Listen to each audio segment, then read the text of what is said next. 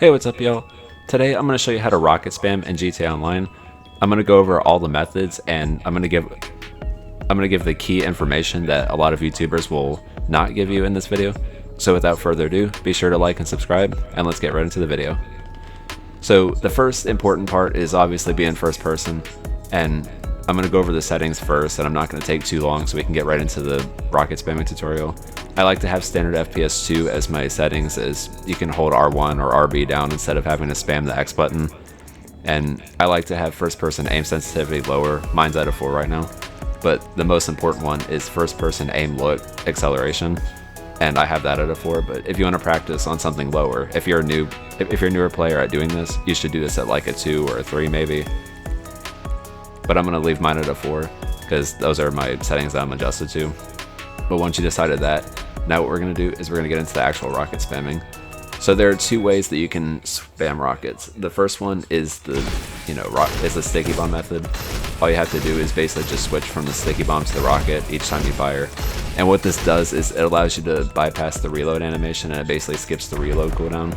And this is what it looks like.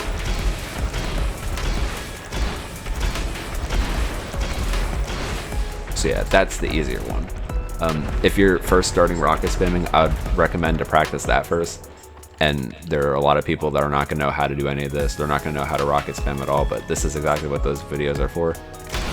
So you just practice switching back and forth each time. I'm going to slow it down so you can kind of get the idea of what it looks like, but it is kind of fast, so you got to get adjusted to it. So now I'm going to slow it down.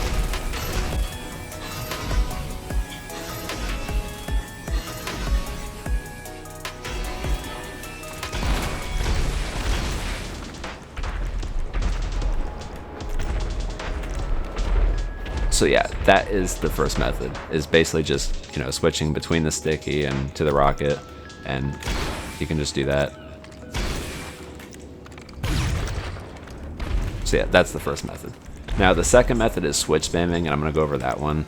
It's a lot easier than it looks. It looks more complicated than it actually is, but to actually do it, basically you're just switching between the two launchers using the D-pad.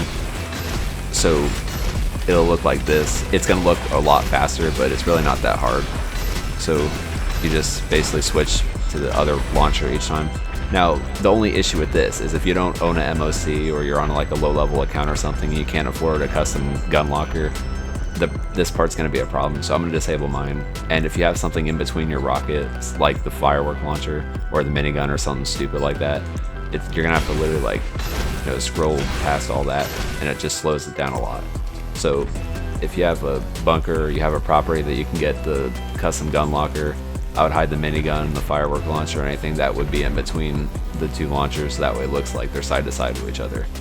And now all you have to do is just, shoot the rocket once, but make sure to hold down the run button. That's the part that people are leaving out, is hold down the run button. So in my case of standard FPS 2, I'm holding down R1.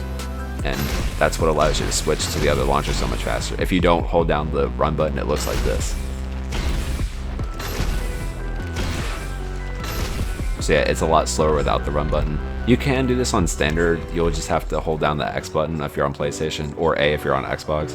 But that's why I told you to put standard FPS 2 as your controls for, because it's just a lot faster.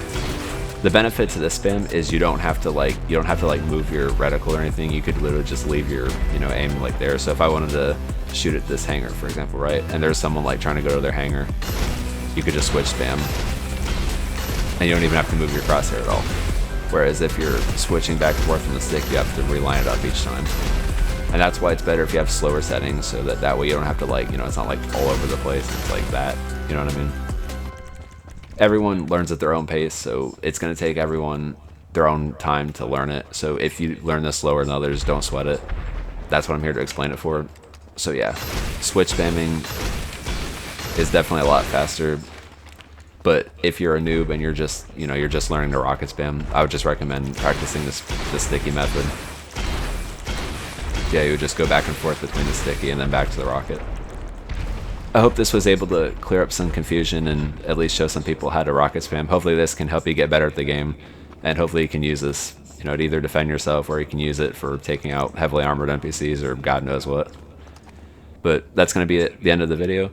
Don't forget to like and subscribe, and thanks for watching.